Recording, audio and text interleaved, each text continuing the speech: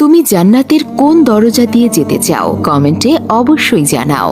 জান্নাতের 8টি দরজা আছে। প্রথম দরজা বাব আল জিকির। এই দরজা দিয়ে সেই সব মুসলমান প্রবেশ করবে যারা আল্লাহর জিকির করে। দ্বিতীয় দরজা বাব আল ইমান। এই দরজা দিয়ে সেই সব মুসলমান প্রবেশ করবে যাদের আল্লাহর উপর প্রকৃত ইমান আছে।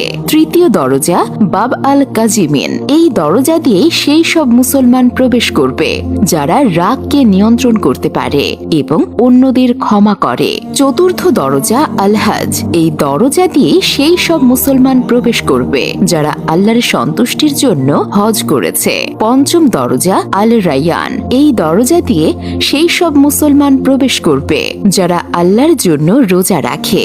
ষষ্ঠ দরজা আল সাদাকা।